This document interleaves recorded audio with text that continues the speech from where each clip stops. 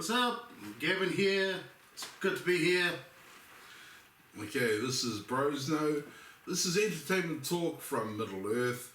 This is entertainment talk with a New Zealand spin. Yeah, we've been talking about doing something like this for about a year and a half. We're finally doing it. Really excited. Let's get into it.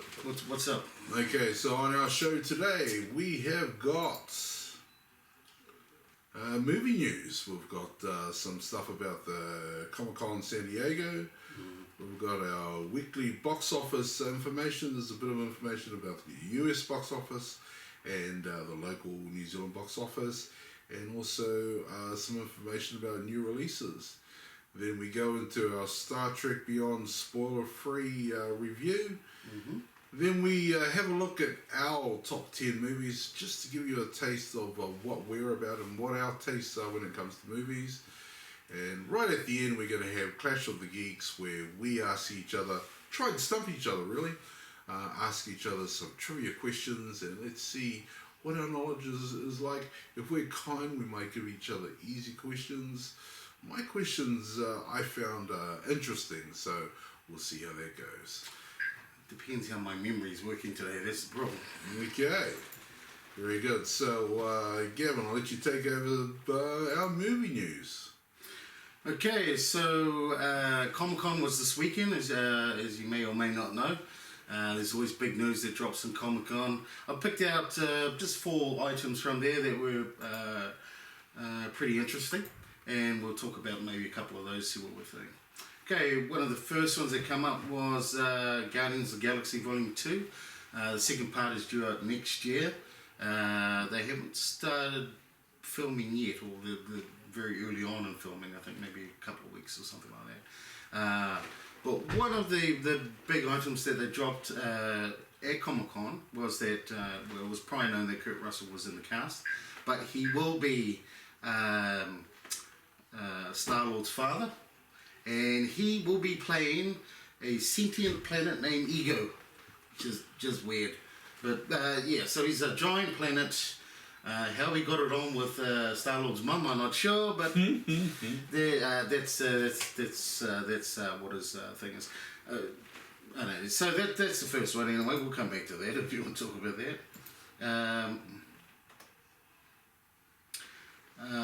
Dawn of Justice, the Justice League, some information about that drop too. There was critics were invited to the shooting of the movie on set, and which is pretty unheard of. So, and they got to see a few scenes. Some of those dropped at Comic-Con, especially the scenes where Batman and Wonder Woman are trying to get the others into the team, right? And there was some pretty funny stuff there between Batman and Flash, some pretty cool stuff with Aquaman as well. So that was pretty interesting. Interesting, that's not going to be as serious. Yeah, it's a definite shift in tone, yeah. Not too much though. The other one, which looked pretty cool, because I had very little interest in this movie prior, really, was Kong Skull Island.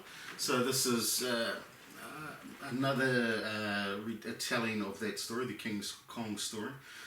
The difference here is King Kong is massive, he's huge. Yeah, he's 2, maybe 3 times the size of Peter Jackson's King Kong.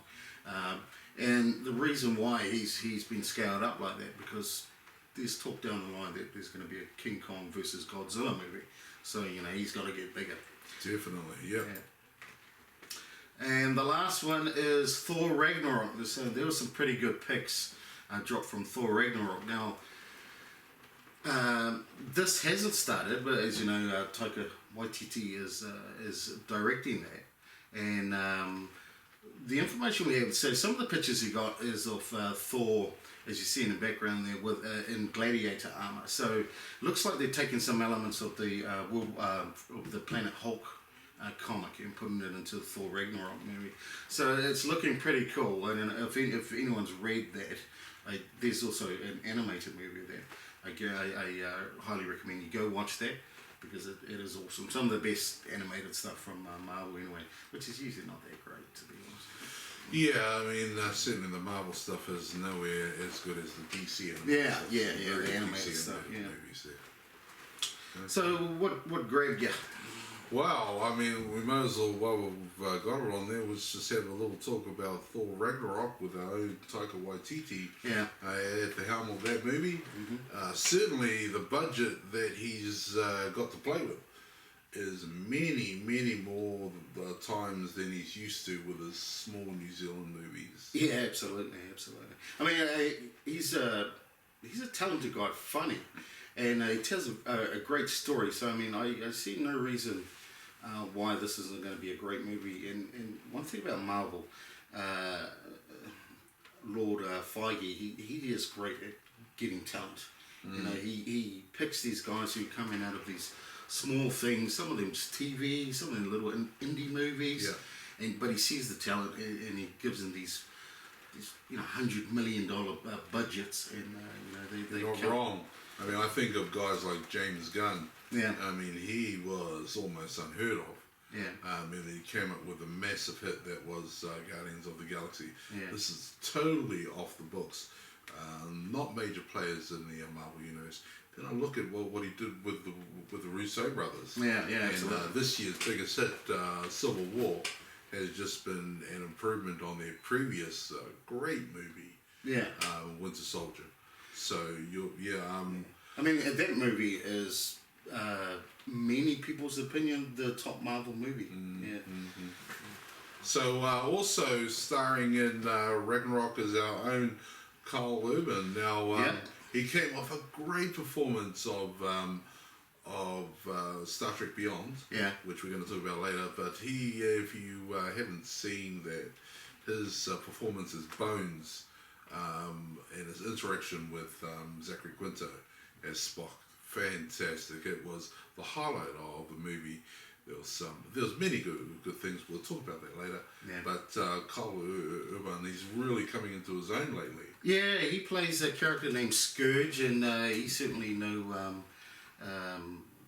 certainly been around swords and that type of thing before. So one of the things that's very cool about Thor Ragnarok is you see this pic of Hulk in his armor. So he's got this gladiatory armor on. He's got this big warhammer type thing, and there's this one picture where they got Thor and him in the arena, and they're jumping at each other, ready to strike. I think Thor's got a sword, I think. Now, that could be the sword from Surtur, who's this fire demon. They show a picture of Surtur. And Thor's got this massive hammer, not Mjolnir, but another hammer, I guess. So you see them in the air ready to strike. And there's some pretty mean looking stuff. That is some really good concept out there when you think that, when Hulk is fighting people on Earth, he doesn't need armor at all. But he's fighting, gods. He's fighting Asgardians now. Yeah. So he's going to have to protect himself. Yeah. It's some fantastic stuff. So in the Planet Hulk storyline, he's the people he's in the ring with are Hulk strength level people. Yeah. But so he has to have this stuff, or he's just going to get his ass kicked. So and of course he's up against demigods, so he's going to need a bit of help there. Right. The other one that I wanted to just touch on just a bit was the Dawn of Justice. Yeah, there's some great stuff in there. There was a really good scene where Bruce Wayne finds Flash, and he goes into his hideout or something like that. He's got all these computers. Looks like this is where he checks out what's going on in the world and who he needs to save and that kind of stuff. And he's got his Flash suit up there as well. And he says, "Oh, you're a superhero or whatever." And Flash, of course, he's trying to deny it. And so he pulls out a batarang and he throws it in, and then it sort of slows down, and Flash is looking at, he's going Flash speed. He's looking at this batarang going past him, and he realizes Bruce Wayne is Batman. He's like freaks out, grabs it, and he's like, "Oh wow!" And then Bruce Wayne asks him, Batman asks him, says, okay, we're building a team. Will you join him? Before he can even finish the sentence, he says, yes, I'm in. It's a cracker. And he says, and he asks him why or something like that. And he says, I need friends. So, because, he's just like, he's there by himself. That sounds pretty funny.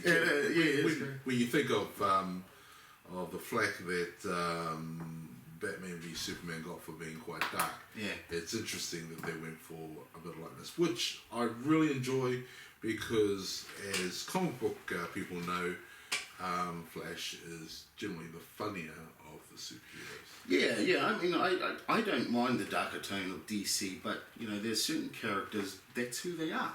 And you don't want a Flash who's all brooding like Batman, because that's not Flash. You change the character. He's a light guy. He has quips, and that's how he should be played. And it doesn't matter how serious the situation is.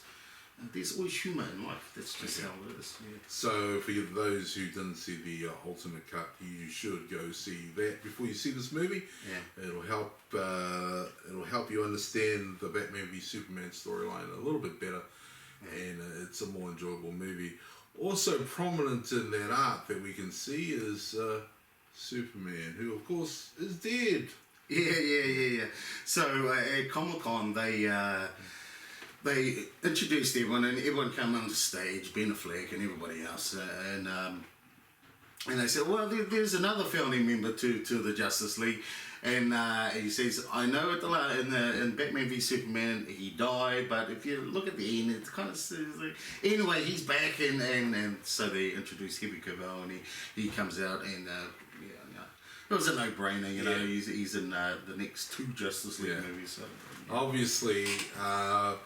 Superman was not going to stay dead, so I'm just happy that seems like people have given Zack Snyder a second chance, and if you get to see the Ultimate Cut, you'll enjoy that movie much more. And, I think that Zack Snyder is you should give him a chance with this movie. I think he showed that he can make a good movie as long as people don't interfere with him. So should we get into our box office? There was one more thing about at the end of the scene between Bruce Wayne and the Flash is when he's got the batarang in his hand. He says, "Can I keep this?" Good stuff. Yeah. Okay, so the weekend gone, box office for the weekend gone. Right. No surprises. Star Trek Beyond. Came out on top with 59,253,000. That's their first week of release, yeah. The Secret Life of Pets came out with 29,607,210. Lights Out, which looks pretty creepy, is 21,688,103. Ice Age Collision Course, which is like part 5, I think. That's 21,363,074. And Ghostbusters came in 5th at $21,009,831. Wow, that's pretty interesting. Secret Life of Pets, I think that's their 3rd week of release. Yeah. It's doing pretty well. Yeah. So I've heard sort of middling reviews on it. Yeah. But Lights Out, James Wan, I think, is the director of that one. He's a producer of that. I forget the director's name, but it was he did a short story similar to it. Yeah. I think maybe last year or the year before, and James Wan saw that and he wanted to develop it. Well, I'll tell you what, if you haven't seen the trailers for that, it looks pretty creepy movie. Yeah. It's one of those, are you afraid of the dark? Well, this is your worst nightmare. It's got a real grudge feel about it. So if you're into horror movies, I suggest you watch this. Yeah. I think a big surprise is Ice Age. That's their first week of release. And it's coming in 4th. Yeah, I look personally, I'm not surprised, but I'm certainly not in the demographic for this movie, but they all suck, quite frankly. The first one was okay, but the rest of them was like, Yeah. Well, I'll tell you, the reason why they keep on making them is they've been a pretty strong franchise for. Well, they made some money. There's no Blue Sky. So Fox's animation arm is Blue Sky, and from memory, I think one of them might have even been close to getting $1 billion. So this sort of says people have had enough of it. Maybe it's one movie too long, and this could be the last of them. Yeah, or maybe they probably still make them. They just go straight to DVD or something like that. I think. Okay. And for the New Zealand box office over the weekend, again, Star Trek Beyond came out on top with 543,743. The BFG came up with 396,778. Finding Dory, 384,097. Ice Age Collision Course was 309,103. And Ghostbusters at 303,300.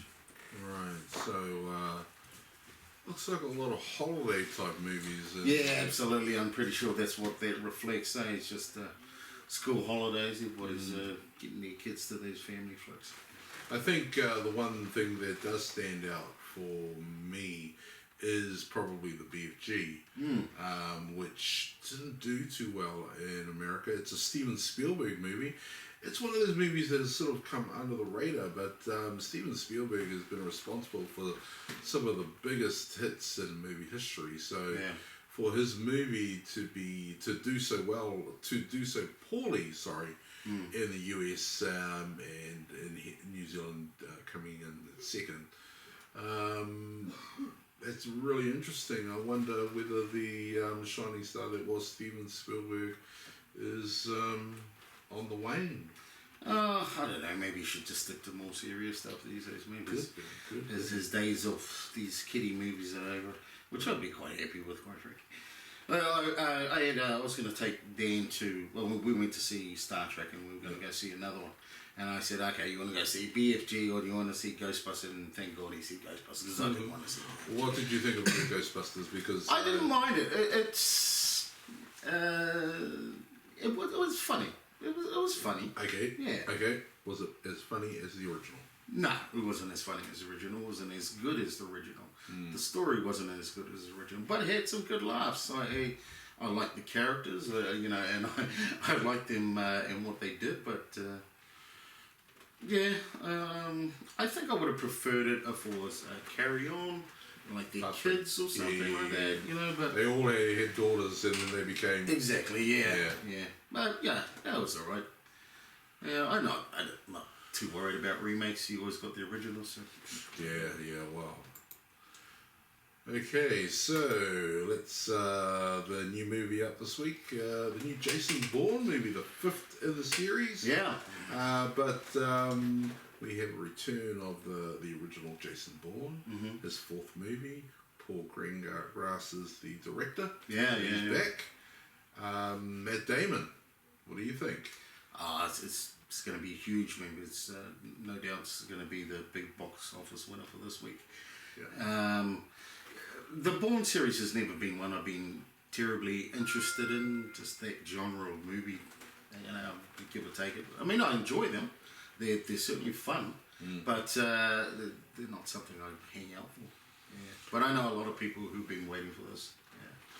Yeah. I must admit that I have enjoyed I think the raw fights that they had in the Bourne series reflected very much in the Captain America Winter Soldier movie and in Civil War. They use shaky cam, and it's real visceral. I have enjoyed that. So I did enjoy the series. I wouldn't put it in my top 20, but very enjoyable movies. Very enjoyable. Yeah. A lot of love out there for the Bourne franchise. I wonder how many more he's got in. He's getting on now. Yeah. Gee, that's a good question. I guess it may depend on how much money it makes. Yeah. I don't know. I mean, he walked away when it was at top, and as I understood it, he walked away because he was just getting sick of all the training and all Yeah. the constant fitness or something Yeah. like that. But yeah, who knows, you know. As long as he has a will, he and Paul Greengrass, because I'm not sure he's going to make any without Paul Greengrass. As long as they're both in the mood, they'll probably keep on making them. Okay, so let's move on to our Star Trek Beyond review. Fortunately, both of us have seen this movie. Yeah. There's a bit of controversy about this movie. So a really interesting story which I wasn't aware of. But let's just start off with we had Robert Orsi, who was the one of the producers of the movie. He was meant to be the original director, but he fell away. Right. So we had a new director come in straight off the Furious. Franchise. Yeah, it really did look like there was some issues with this movie. Yeah, absolutely. But then we had a script rewrite. Simon Pegg, who is, an acknowledged Star Trek fan, and he really loves his science fiction, but he generally writes science fiction comedy.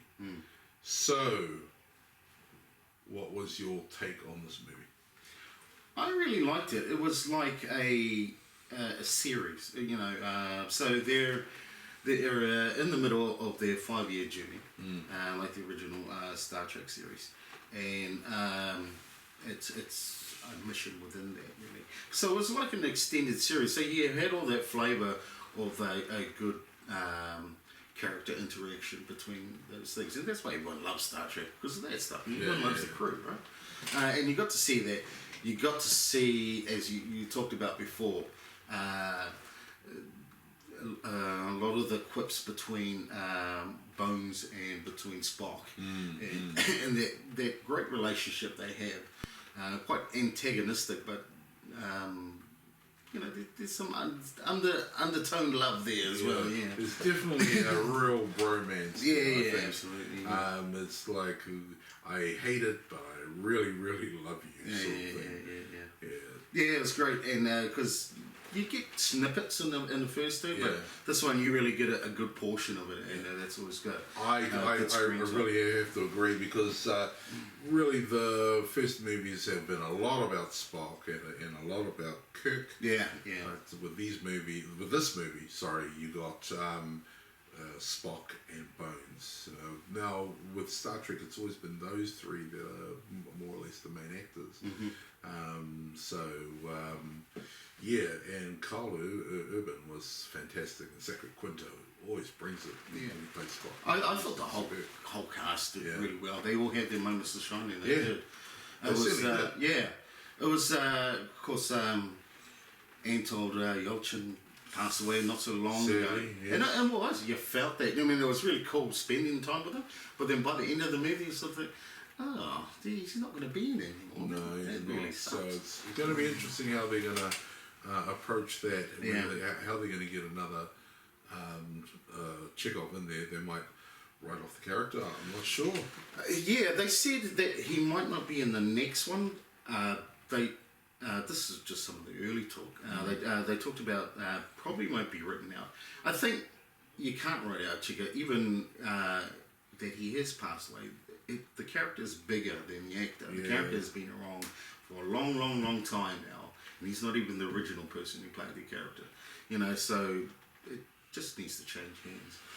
Yeah, hopefully they handle that well, and I'm pretty sure they will, because everyone's really respectful of the material. Yeah. So I think that this will probably be handled quite well. Yeah. So that was a good synopsis. We don't want to give too much away. A couple of things. What do you think of the bad guy, Idris Elba? I liked him. I like Idris Elba as an actor. Quite often in any movie, they don't give the bad guy enough time to really develop. The same thing here. But, I'm not too worried about that, because then I got to spend time with the crew. So, I'm all good with that. I'll back you up with that. Idris Elba at the beginning just seemed like your generic bad guy. Yeah. Sort of grunts, puffs his chest. But then by the end, I actually felt a little bit sorry for him. Yeah, there's a little bit more to him, but it would have been nice to spend a bit more time with him. You're absolutely right. There was a pretty good backstory with his character. Yeah. So, but of course you'll have to see that. If you want to know more about that movie, then I suggest that you see it. It is another enjoyable Star Trek movie, in my opinion. Any negatives for you? I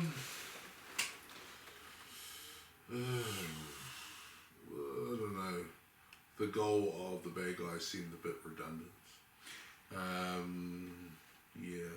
The MacGuffin, that the object there that they're after was not really needed in the end. Yeah. I won't spoil it by telling you any more than that, but they kind of wrote it. They said that he needed it to do something, and then by the end of the movie you realise not really. No, because he actually had something. He pretty much had the tools already.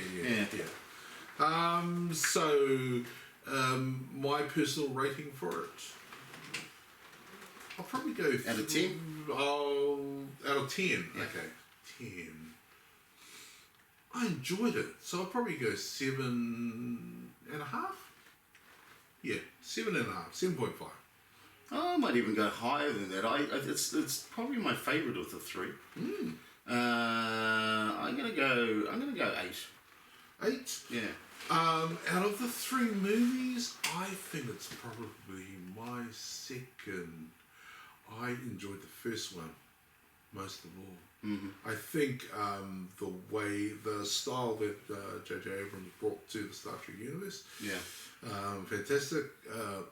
Minus lens flare, but fantastic.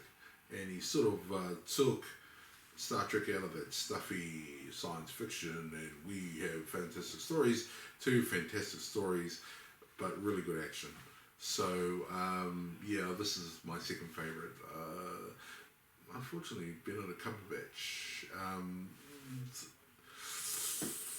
Also a pretty good movie, but I found this one just a little bit better because I enjoyed the character interaction better in this one. I really enjoyed the characters in this. Yeah, I thought it had it moulded the 2 types, the 2 universes better in this one. I did enjoy the second one, but then especially after the fan backlash of the second one, and I realised, they're actually absolutely right. They made some major stuff up. And in this one, they sort of just forget about it. They didn't even talk about it. There was some plot elements that they, like. Oh, look, that movie's been out. If you haven't seen it, too bad. I mean, spoilers, but okay, they make an interstellar beaming, so you don't need spaceships anymore, and an elixir of life where you don't die, basically. Those were the 2 biggest things. They kind of just negated the need for starships and the need to worry about dying, because you just need some super blood, and then wham, you're alive again. So there's a great thing on YouTube called How It Should Have Ended. If you haven't watched it, watch that. And they have a really great one on Into Darkness, and they highlight that. They say, we're ready for our 5-year mission now. I said, no, we don't do that anymore. We just beam over there. Yeah. So to be fair, the beaming thing came from the first movie. Yeah. And then the super blood came from the second movie. But I sort of forgot about the beaming thing in the first movie, but then when they mentioned it again, it's like, he actually beamed himself all the way over to frickin' Kronos, or, Klingon homeworld. Wow. Yeah.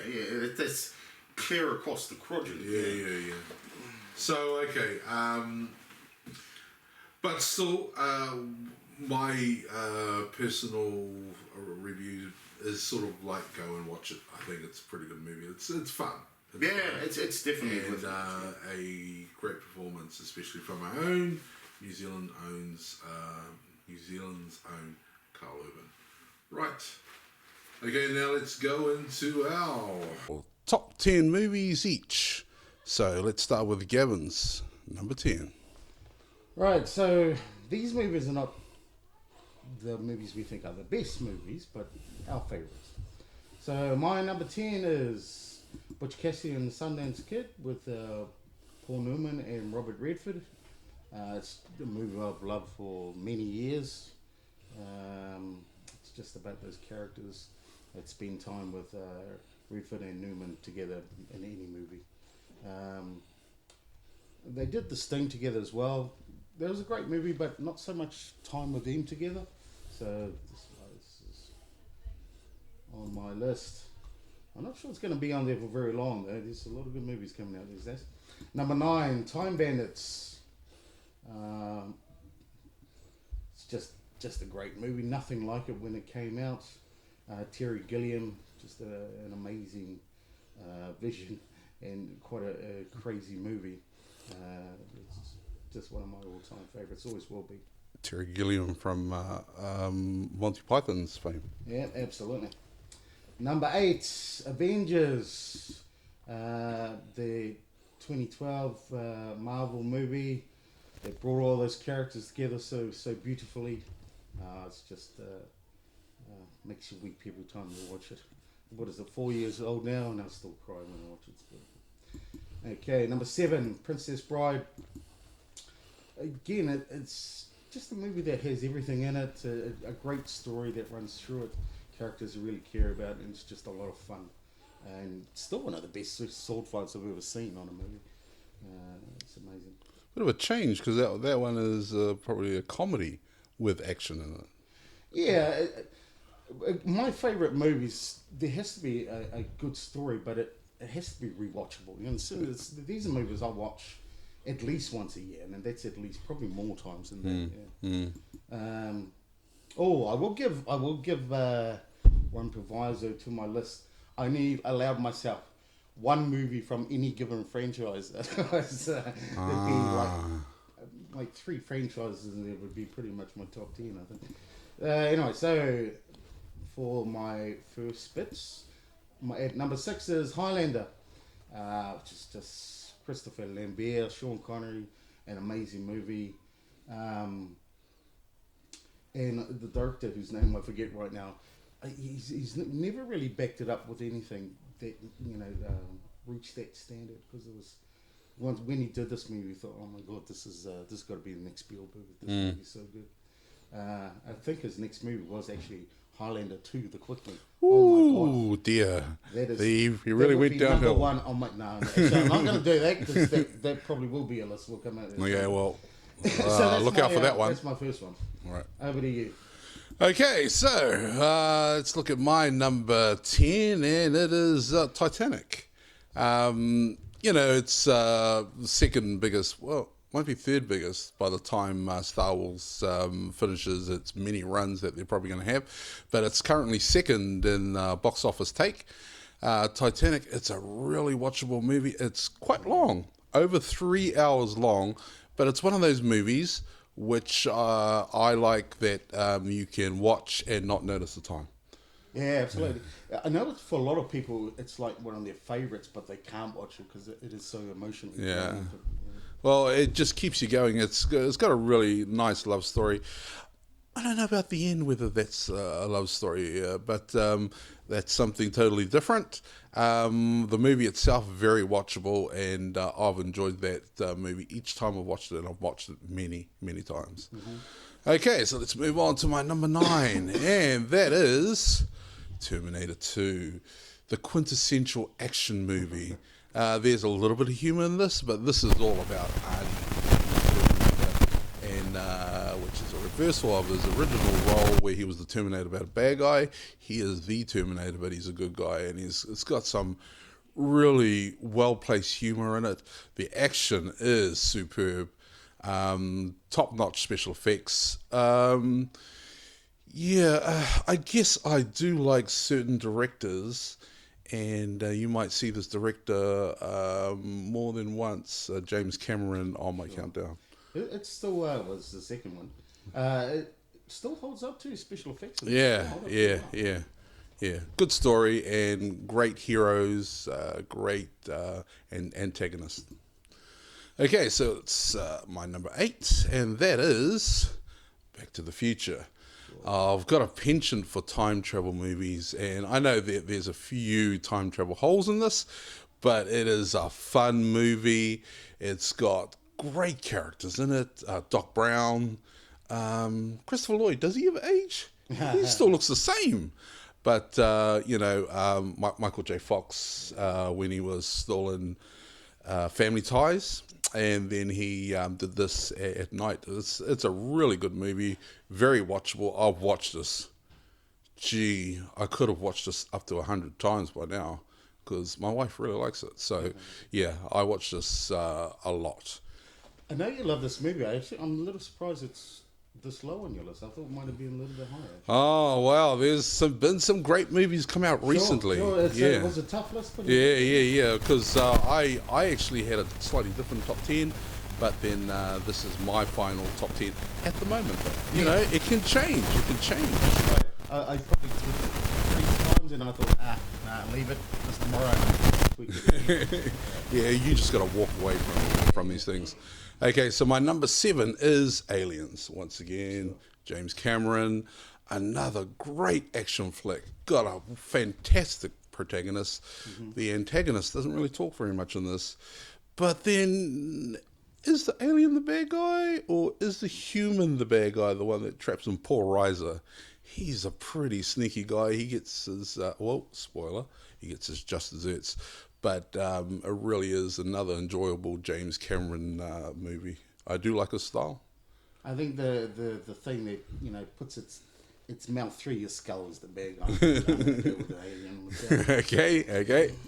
At number 6, we have got Raiders of the Lost Ark. This is the movie when I just enjoyed going to movies. We had great movies during this period, but Raiders of the Lost Ark was an action movie that I had not seen before. Special effects, just so believable. The stunts in this, just spectacular. The story, the hero, really enjoyable. It's got some really, once again, well-placed humor. The classic part where the swordsman comes out, swings his sword around, and you just know this guy means business. Yeah. And then, he gets, surprise, shot. So it's just another fantastic journey. All these movies, they take me out of where I am, and they take me someplace else. This movie took me around the world, and it was just spectacular. Right, back to you, Gavin. You're number 5. You also get to learn geography as you show you. I kind of know where some places are. Yeah. So every time we play trivia, percent geography. Right, okay, Philip, from Turkey to back to me. Cool. Okay, number 5, Gladiator, starring Russell Crowe. Just a great movie, an epic movie, totally rewatchable. Great characters. I don't know, everyone must have seen this movie. It's one of the best from one of our own, Russell Crowe. Certainly when Russell Crowe was one of the most respected actors around. Yeah. I think he's still respected. There's a bit of a stigma with him at the moment. Yeah. Right. I think that's the issue. Okay, my number 4, Raiders of the Lost Ark. So that's where I had that. Yeah, that's 6. Yeah, again, just nothing like it when it came out. Amazing movie, made me believe that anything was possible in movies after watching this and after watching Star Wars. So, well deserved, in my opinion, number 4. I think originally my one was quite higher, but it's been pushed down in recent years. Okay, number 3. Probably the only drama in my one, Shawshank Redemption. Great movie, something I can watch over and over again. If I walk past it, and it's on TV, I'm gonna sit down and have a look at it. Great characters, great story, something that makes you feel good. From brilliance. Very good. Yeah, Stephen King. Yeah. Stephen King, one of his, he's done some pretty good movies, and that was probably his best. Okay. Right, me. My number 5 is Captain America: The Winter Soldier. Right. Okay, so this movie came out a couple of years ago. And the original Captain America was a bit of an origin story, a bit of a period piece maybe. This one, however, was a political thriller. It was Jason Bourne meets superheroes. Yeah. It was a really well done story by the Russo brothers. I just love the action in this. It's very, very visceral. And the special effects are great. Got a good twist in it. If you haven't seen this movie, because you don't like Captain America, you think he's a bit boring, this is the reason why you should watch Captain America movies. Fantastic. It changed the genre. It could be more after that movie. It could be more than a superhero movie. Yeah. There's a lot of people that appreciate this movie here. Okay, number 4 is The Empire Strikes Back. Many consider this to be the best of the Star Wars movies. Sure. But for me, it's my number 4. The Empire Strikes Back has got great special effects for the time. It's got a compelling story, and you got to see Darth Vader. You got to see a bit of Darth Vader in the first one, but you got to see Darth Vader be the big bad Darth Vader that he is now. Probably the baddest and the biggest villain in cinema history. Yeah. And of course, it introduced us to Master Yoda, who was very well done by Frank Oz. Yes, fantastic movie. Well, it was done. Okay, and my number 3 is The Avengers. Oh, yeah. Yeah, okay, so Avengers came out in 2012. It brought together all those superheroes that we had been watching throughout the years. I can't believe that Joss Whedon did it so well. I mean, it answered all those geek questions that all comic book people wanted to know. Will Captain America's shield stand up to Thor's hammer? How strong is the Hulk? Can he lift up Thor's hammer? It had battles against Iron Man and Thor. It had battles against Thor and Hulk. Actually, Thor got to fight a lot of people in there. Yeah. He's got a chip on his shoulder. But yeah, it was just so well done. And certainly the scene where Thor punches out one of those space whale things just brings a tear to my eye. Yeah. It's a beautiful movie. Okay, so back to you, Gavin. You're number 2. So at number 2, I have Lord of the Rings: Return of the King, the third in the Lord of the Rings series. Like I said before, I chose one of those things. I actually see them as one big movie, but if I had to pick, this is the one. It ended that story, and it was probably the most compelling of the 3 as well. Yeah, certainly. That movie rounded it out at the end. Just great special effects, excellent story. Not a big fan of fantasy movies, but after watching this, certainly was. Yep, yeah, absolutely. And my number 1, Star Wars. Woohoo! Yes. Yeah, when I was, when I saw the movies originally, The Return of the Jedi was my favorite. And it was my favorite for many years. But over time, some of the things, they're not so cool anymore. The Ewoks are not so cool anymore. Some of those things didn't really stand the test of time as well as some other things.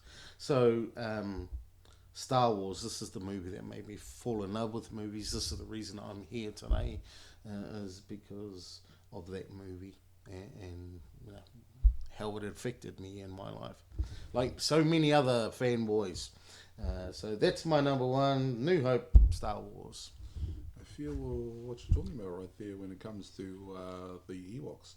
Probably the Ewoks that George Lucas's in the prequels, in the original trilogy, are George Lucas's Jar Jar Binks. Yeah, they were cool at the time, but then over time you said, no, they're not so cool. Sticks and stones. The Emperor's elite troops. Yeah. Maybe not. Anywho, let's see how my top movies fare. My number 2 is Civil War. Yeah, that's the movie that came out this year. I watched it over in Australia. We got it a week before New Zealand, and I watched it. I just could not believe how good the movie was when I watched it then. Yeah. And I watched it many times after. It's got such a compelling story. It's I liken it to a game of chess, really.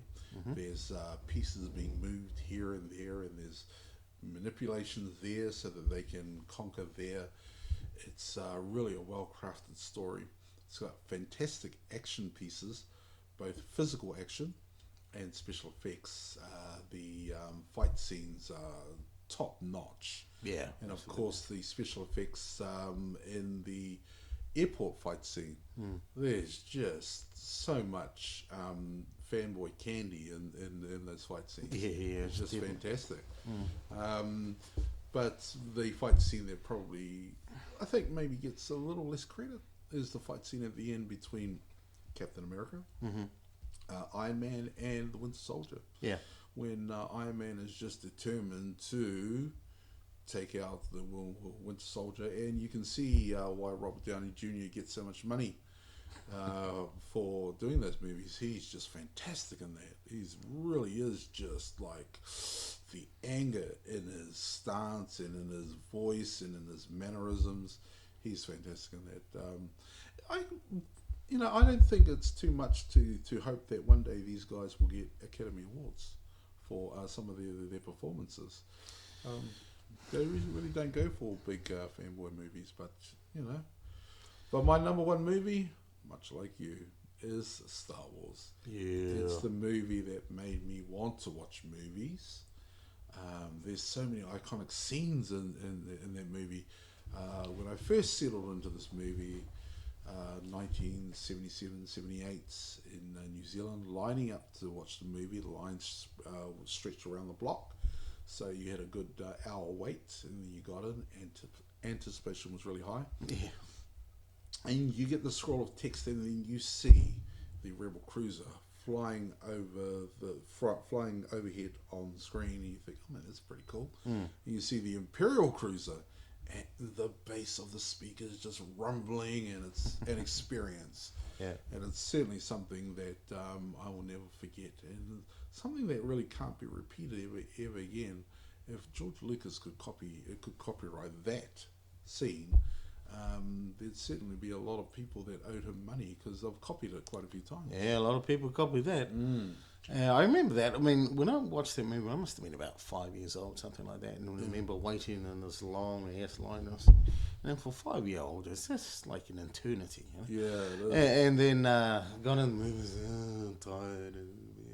And then you watch that thing, it's like, hey, I'm up, I'm watching it. Yeah. Just totally into it. Yeah. It's the perfect movie. It's got a fantastic score from John Williams. It's got magical special effects from the ILM team. I don't know if they were called the ILM team back then, but just a masterful story. Pretty simple, but certainly well told. It'll be hard to knock that movie off my number one. Sure. Yeah, because as I say, much like you, it's the reason why we do this, because of this movie. Yeah, it's the reason we love movies, because of that movie. Like so many others. Yeah. Okay. Right. What's next? Right. Let's go to our next section. And this is Clash of the Geeks. Okay. So, in this section, what we do is we ask each other, are we doing 5 questions each? Yeah, we'll do 5 each. 5 questions each, and we're going to see what our knowledge is like. Now, we don't want to make these too hard, because we want to give you guys a chance to sort of flex your And we don't want to brain look muscle. stupid on camera. So we're going to ask some interesting questions, hopefully, so that you will learn something from these questions that Will we they ask. really care? Well, maybe. I mean, I tried to look for some interesting questions, stuff that I didn't know, and stuff I thought, oh, well, that's interesting. Yeah. So, what have you got for us today, Gavin? Am I going first? Yes, let's go. Okay. Turn my finger around so you can't see. Okay. Okay. Who played the role of narrator in the movie Easy A? The role of narrator in Easy A.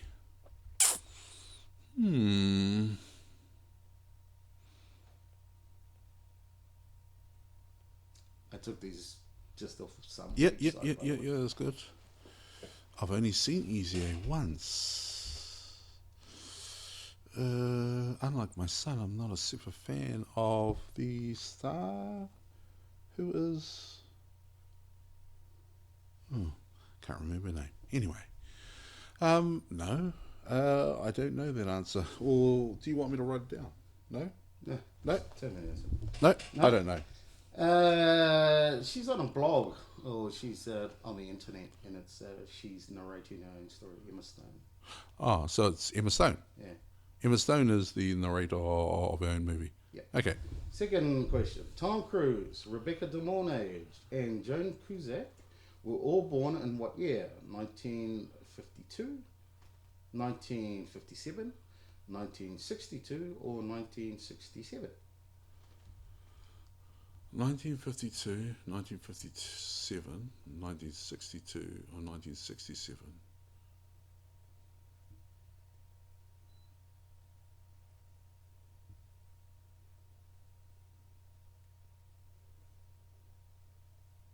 $1957.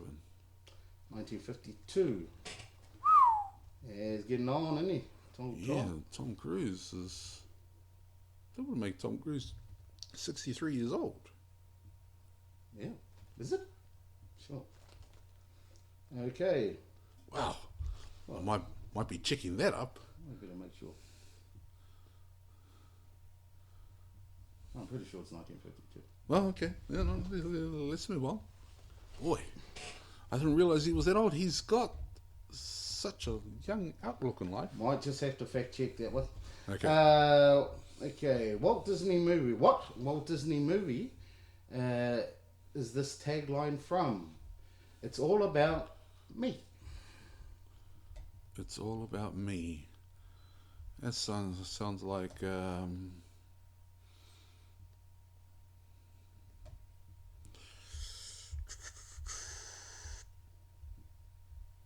David Spade as the Emperor's New Groove. That's the one. What movie? The movie Beethoven is about what kind of animal? Is Saint Bernard. Yep, dog, sure. Who was the title character in the 2014 movie Big Game? Not a very good movie. Who was the title character? Yeah. Big Game. I think there was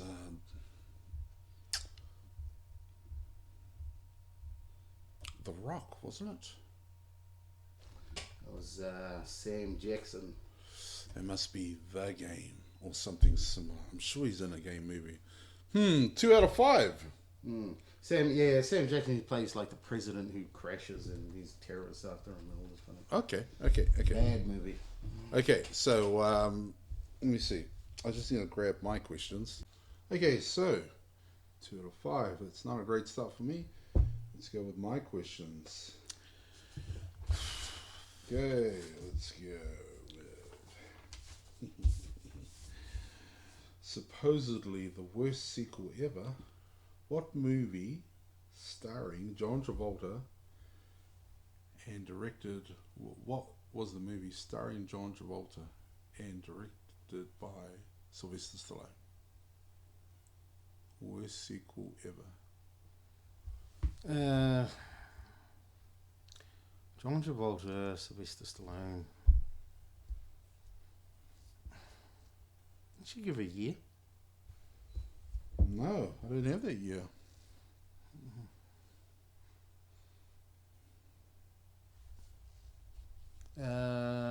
Sequel, John Travolta. Come on. Staying Alive. Woo! out of the fire. Yep, certainly was. Okay, we're moving on. Clint Eastwood has won Best Director for 2 movies. What are those 2 movies? $1 Million Baby and Unforgiven. Might have made this a bit too easy for you. What about what 1985 film won no awards from 11 nominations?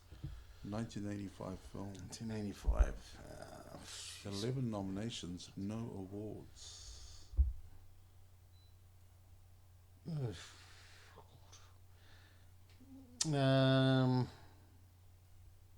idea. I'm going to say Godfather 3. It was, in fact, Steven Spielberg's The Color Purple. Oh, yeah, okay. Yeah. Sure.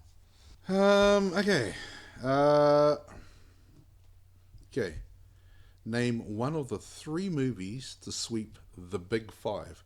The Big 5 are Best Picture, Best Director, Best Actor, Best Actress, and Best Screenplay.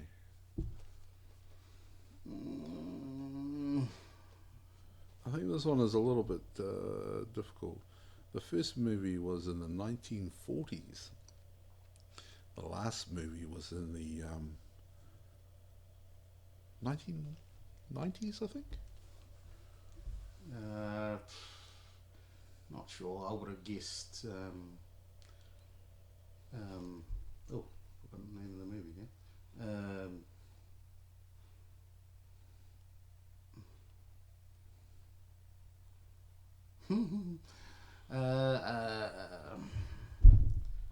Scarlet O'Hara, Gone with the Wind.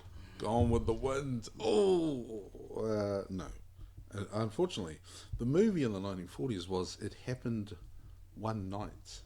Okay. The other movie was One Flew Over the Cuckoo's Nest. Right. And the last one, the most recent, was Silence of the Lambs. Oh, okay. Yeah. Okay. So, last one. You're on 2. I, of course, only got 2.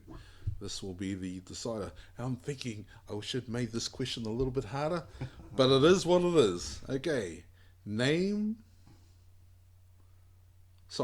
What is the name of the original Robin?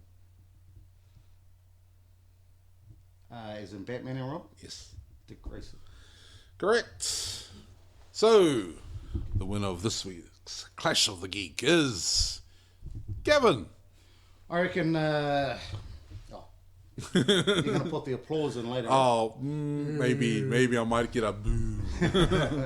I'll add that soundbite. I think we have to do a monthly thing, and we'll see who's going to be the winner at the end of the month. Okay. And everyone at home can bet on who's going to be the winner and get a prize, especially if you bet for me. Oh, I don't think I can offer you a prize. Yeah. So whoever comes up with the correct winner. Okay. So are we going to add our scores up? Okay. So far the score is 2-3. Yep. And in 4 weeks' time we'll see where we are. Right. Okay, so that's coming to the close of our show, Gavin. That was fun. It was good. Enjoyed that. I think from our movies and from the content that we had today, I think people have got a good idea of what they can expect. But just for you, coming up, we've got theatre and event reviews.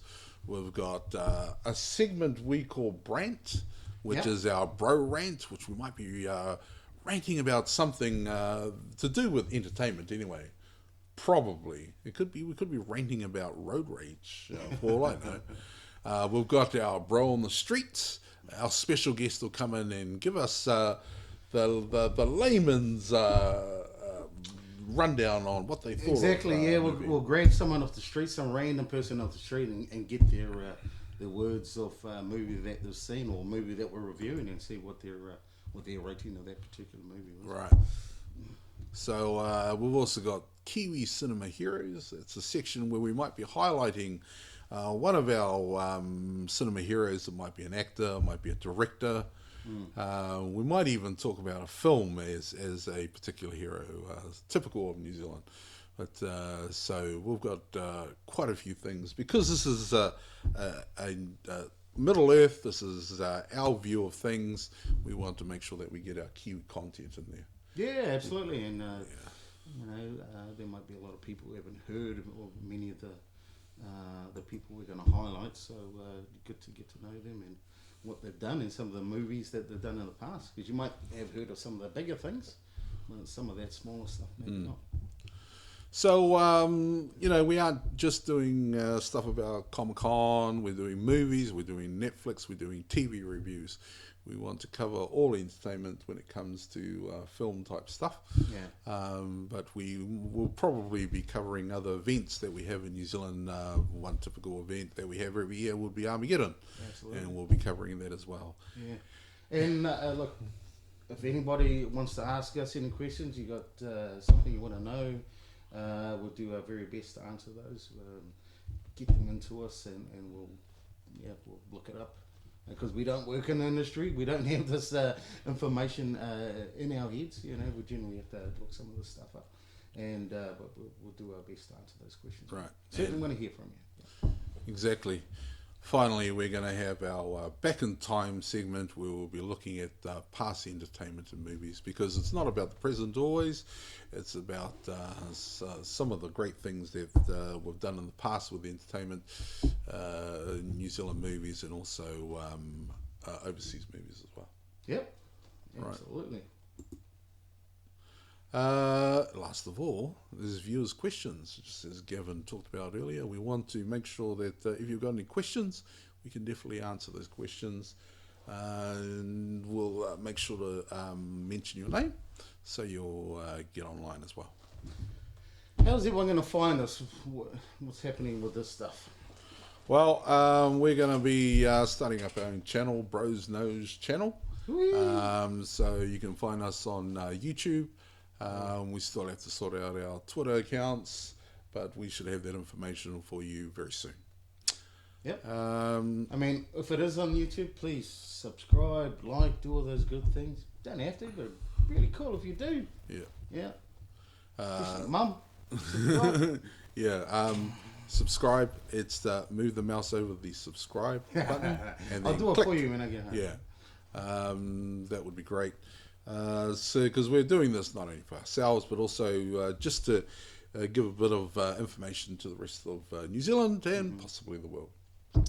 Right, I think that wraps up our show, Gavin. I really enjoyed everything today. Yeah, it's good fun. You'll notice a quick change of clothes between and possibly a move around of our set. That's the magic of television. Looks better that way. Ooh, yeah. So, and also we've got microphones now, so our set will probably be changing a little bit as we go through, and just as we get a bit more funding, possibly talk about New Zealand. We might get some New Zealand on air funding. New Zealand on air. Yeah, Yep. Yeah. So I'm really grateful that you've bothered to watch this video today, and hopefully you'll join us next week. Sweet. Peace.